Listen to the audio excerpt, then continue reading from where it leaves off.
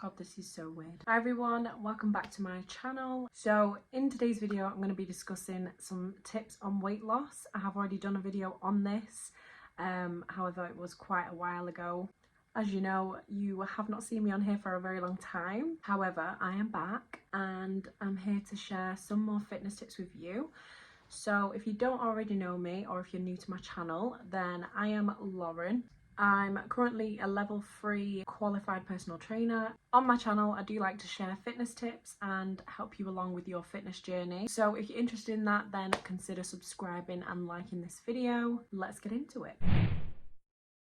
Seems like every single day there's always a new quick fix to weight loss, and there's a lot of misinformation out there currently on how to do this and how to do this the best way, and more importantly how to maintain it. So I'm going to run through a few different steps for you to be able to understand your own body and where you should start in terms of trying to lose weight if that is something of interest to you. First things first, you're going to want to understand how to work out your BMR. So the best way to do this is to type in on Google a BMR calculator. Most of them do pretty much the same thing more or less. So it will ask you for some details such as your height, your weight, your age and your gender.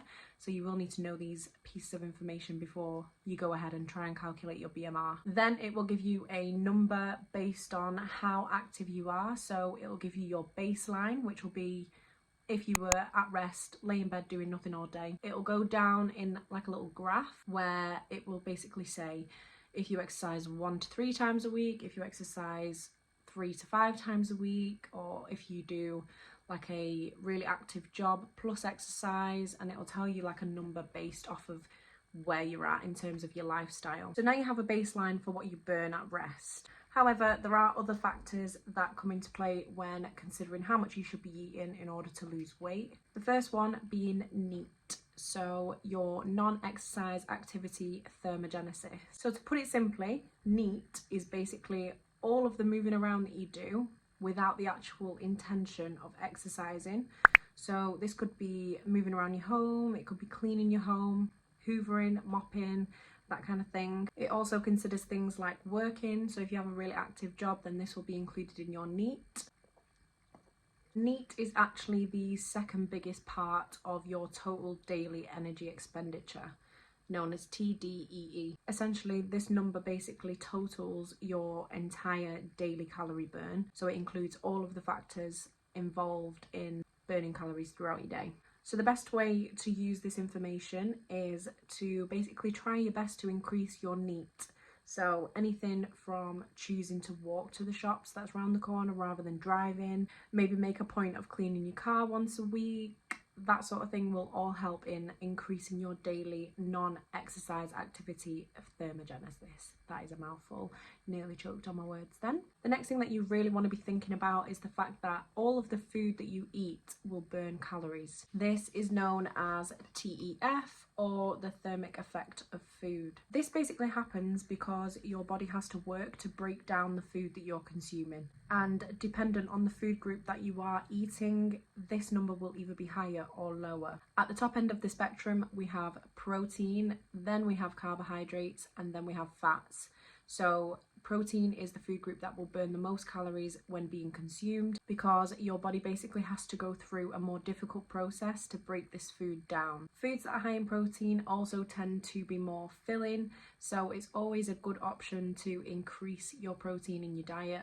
Or another good tip that I tend to give some of my clients is to always eat the protein on your plate first, because if you do eat this first, then you'll more likely feel fuller and consume less of the carbohydrates on your plate. Also, increasing your complex carbohydrate intake can help, because complex carbs tend to also have quite a difficult process for your body to be able to break them down. Even making small changes like swapping out white bread for brown bread, or swapping out white rice for brown rice, can help you to increase your thermic effect of food, which will ultimately help you to finish your days in a calorie deficit. A key takeaway from this so far is understanding your BMR. You need to calculate your BMR using the online calculators.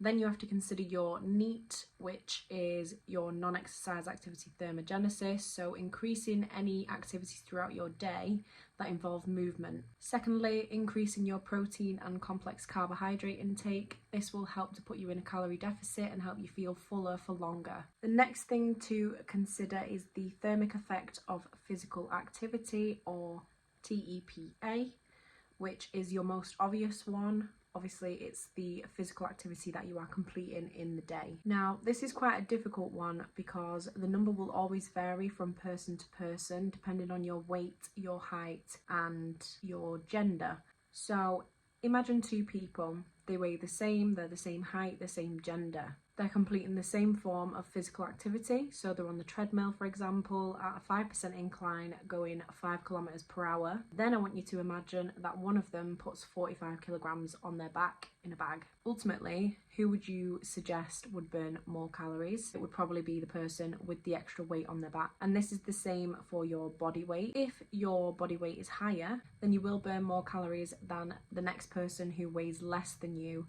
doing the same exercise. And obviously this is down to the fact that your body has to work harder to carry a heavier load. My ultimate suggestion for this and for increasing your TEPA would be to do some form of cardio that you enjoy. It doesn't have to strictly be cardio, it can be weightlifting, it can be a HIIT workout. Just make it enjoyable for yourself so you're more likely to stick at it and be consistent. I'm very aware that most people do not like to do cardio. It is still a struggle for me to do cardio, but what I've actually done now is found a TV show that I only allow myself to watch when I'm doing cardio. So that keeps me basically jumping back on that treadmill every single day to get the cardio done so that I can find out what happens next in my TV show. So to summarise then, increasing your NEAT, eating more protein and more complex carbohydrates, and also doing a little bit more physical activity will have you well on your way to losing weight if that is a goal of yours. To begin with, you don't even necessarily have to think about cutting back on calories. It's just simply about making better choices. If you consider the fact that you're probably going from doing absolutely nothing to doing something,